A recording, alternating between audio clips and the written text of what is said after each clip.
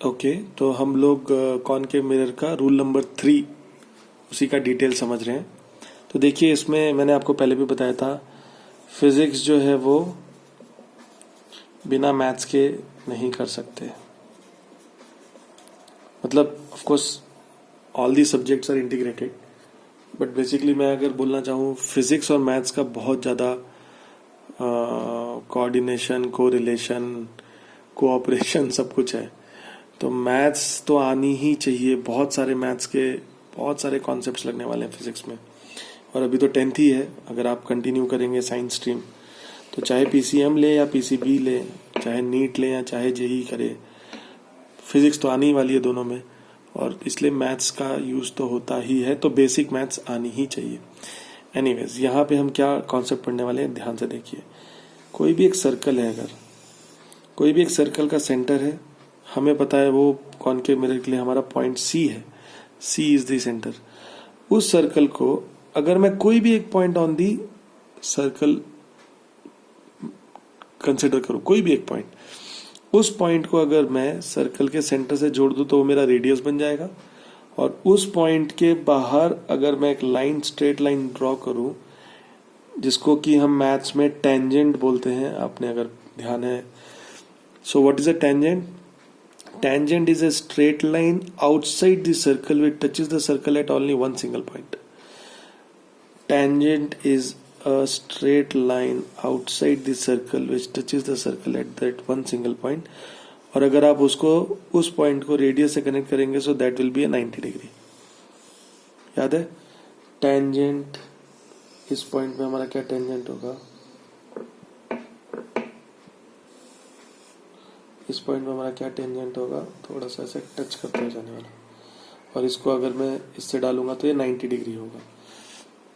Click कर रहा है आपको? तो ये जो लॉजिक है, यही लॉजिक यहाँ यूज होने वाला है। ये देखिए, मेरा कॉनकेव मिरर कैसे बना है, इसी सर्कल को काट के बना है। तो ये मेरा कॉनकेव मिरर का है, इसका सी यहाँ है सेंटर। अब पॉइंट ऑफ इंसिडेंस, मैंने यहाँ से एक लाइट रे मारी, पॉइंट ऑफ इंसिडेंस इस पॉइंट पे हुआ। तो अगर ये सी है, तो यहां से लेके यहां तक इस पॉइंट पे इसको ज्वाइन करने वाला पॉइंट क्या हुआ? रेडियस। अब मुझे इस पॉइंट पे अगर एक नॉर्मल बनाना है, तो मैं कैसे बनाऊंगा? टेंजेंट से ही ना। तो इस पॉइंट पे अगर आप टेंजेंट बनाएंगे तो उसके नॉर्मल क्या होगा? उसके नॉर्मल तो यही लाइन होगी। तो यही लाइन होगी, तो अगर तो यही लाइन तो वापस जाएगी। तो ये वही एंगल है, angle I is equal to 0, angle R is equal to 0।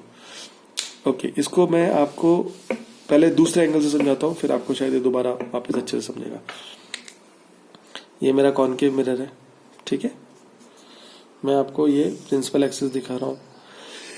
I am sorry. ये मेरा पोल है, ये फोकस है, ये सेंटर ऑफ कर्वेचर है। मैं कोई भी एक पॉइंट ले लेता हूँ, यहाँ पे एक पॉइंट ले लेता हूँ, पॉइंट ऑफ इंसिडेंस, कोई भी एक पॉइंट। और इस पॉइंट पे लाइट की रे आई है यहाँ पे ऐसे, ये इंसिडेंट रे है मेरी। तो अब अगर मुझे रिफ्लेक्टेड रे बनानी है तो मैं कैसे बनाऊंगा? प्लेन मिरर में, ये मेरा प्लेन मिरर है, प्लेन मिरर में मेरा एक इंसिडेंट रे कोई भी एंगल पे आके टकराया है इस पॉइंट पे, तो मैं कैसे बनाऊंगा रिफ्लेक्टेड रे? इस पॉइंट पे आप प्लेन मिरर के नॉर्मल एक पॉइंट बनाइए जो 90 डिग्री हो, और ये जितना एंगल है उसको मेजर कीजिए आर, उतना ही एंगल से यहाँ पे एक लाइन बना दीजिए, और वही आपका आर होगा, और यही रिफ्लेक्टेड रे होगी। यही है ना rule, law of reflection. Similarly इस इंसिडेंट रे में, ये वाली जो इंसिडेंट रे है, ये इस पॉइंट पे आके टकराई। अभी इस सरफेस पे, इस रिफ्लेक्टिंग एरिया में, प्लेन मिरर में तो आप 90 डिग्री बना लेते हैं, इस कर्व वाले इस रिफ्लेक्टिंग सरफेस के एरिया में, कॉनकेव मिरर में, आप कैसे बनाएंगे उसका टेंजेंट, उसका नॉर्मल कैसे बनाएंगे? Using a tangent. इस पॉइंट पे मैं एक टेंजेंट बनाऊंगा, वो टेंजेंट को अगर मैं सेंटर के रेडियस से टच करूंगा तो 90 डिग्री होगा कि नहीं होगा? होगा। तो अब ये जो एंगल मिलेगा मुझे, ये होगा मेरे लिए एंगल ऑफ इंसिडेंस। नॉर्मल और इंसिडेंट रे के बीच में जो एंगल होगा वही तो एंगल ऑफ इंसिडेंस होगा। सिमिलरली ये मुझे जितना एंगल मिला मैं उतना मेजर कर लूंगा, और वापस यहाँ से एक रिफ्लेक्टेड रे निकाल दूंगा। क्लिक कर रहा है आपको? तो ये मेरे लिए रिफ्लेक्टेड रे होगी, ये नॉर्मल होगा मेरे लिए, ये इंसिडेंट रे होगी। तो ये पूरा फंडा है कि कर्व्ड सरफेस में आप नॉर्मल कैसे बनाते हैं, ये लॉजिक है। तो ये जो थर्ड रूल है, इसमें डिटेल में आपको जो समझने वाली चीज है वो क्या है कि किसी कर्व्ड सरफेस पे आपको अगर एक कर्व्ड सरफेस है और इसका सेंटर पॉइंट है ये, तो इस कर्व्ड सरफेस है, इस पॉइंट पे आप इसका नॉर्मल कैसे बनाएंगे? सपोज यहां से एक लाइट रे आ रही है और वो इस पॉइंट पे आके टकरा रही है, तो अब इस पॉइंट पे मैं इसका नॉर्मल कैसे बनाऊंगा? इस पॉइंट पे नॉर्मल बनाने के लिए मुझे यहाँ पे इसका टेंजेंट बनाना पड़ेगा। तो आप आउटसाइड दिस सर्कल एक लाइन बनाएंगे जो इसके टेंजेंट होगी, और अगर आप उस लाइन को सेंटर ऑफ द सर्कल से कनेक्ट करेंगे तो 90 डिग्री होगा कि नहीं होगा? होगा। अभी नॉर्मल ये हो गया, इंसिडेंट रे ये हो गई, इन दोनों के बीच में जो एंगल है वही तो एंगल आई है। अब एंगल आई है अगर, तो आप उसी इक्वल एंगल से एंगल आर बना सकते हैं और यही आपका बन जाएगा रिफ्लेक्टेड रे। अब अगर आप ध्यान से देखें तो ये जो मेरा था, ये था कॉनकेव मिरर,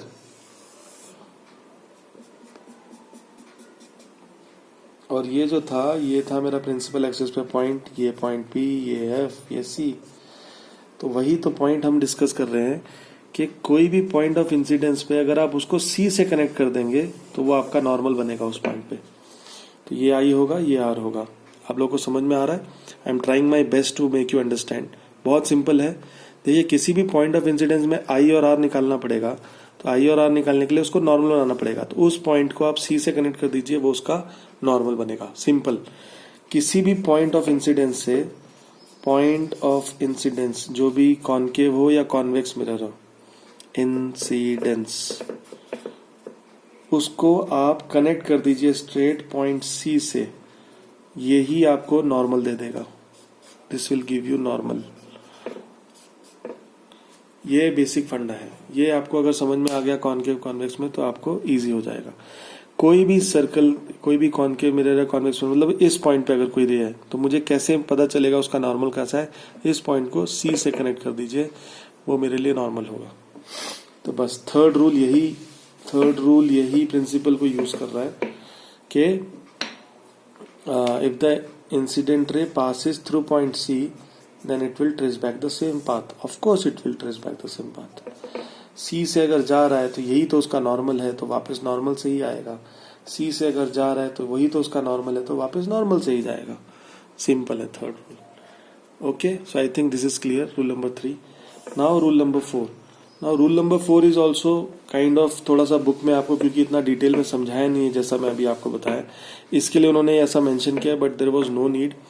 आप बुक लैंग्वेज देख लेना, थोड़ा सा उसका लैंग्वेज एकदम थोड़ा सा यूनिक है। If the incident ray obliquely falls, obliquely, QUE, obliquely, I think spelling यही होगी। If the incident ray obliquely falls at point P, then it follows the law of reflection. Then it follows the law of reflection and makes equal angle. And makes equal angle. Then it follows the law of reflection and reflected ray makes equal angle with the principal axis as made by the incident ray. तो ये मुझे कुछ खास logic समझा ही नहीं है, तो simple है एकदम कि एक कॉनकेव मिरर है, कॉनकेव मिरर में ये मेरा पॉइंट P है, ये F है, ये C है।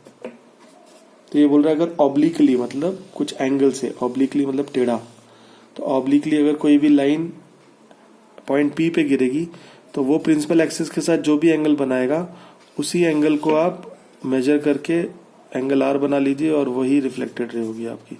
तो ये तो बहुत ही कॉमन चीज है, वही मैंने अभी आपको बताया, पॉइंट C से कनेक्ट करेंगे तो आपको नॉर्मल मिलेगा ही। So if the incident ray falls obliquely at point P, so the angle made between the incident ray and the principal axis, then the reflected ray will make the same angle as the angle made between the incident ray.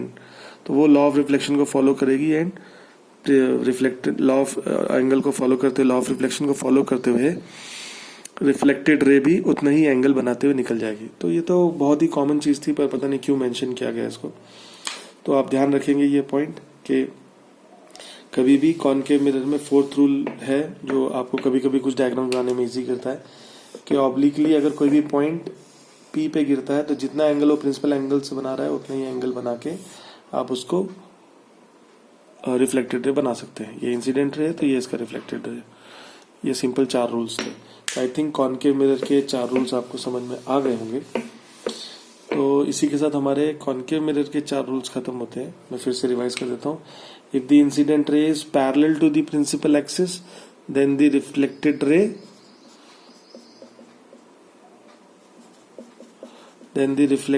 will pass through F.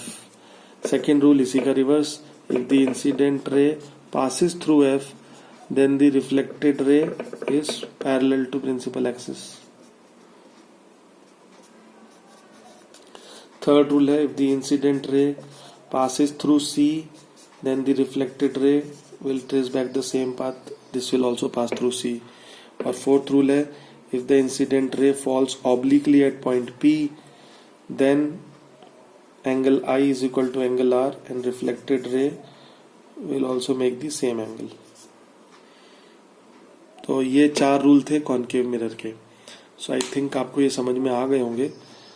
तो I think convex के लिए मैं एक नया दूसरा video बनाता हूँ because फिर ये वीडियो लंबा हो जाएगा। So thank you very much, धन्यवाद।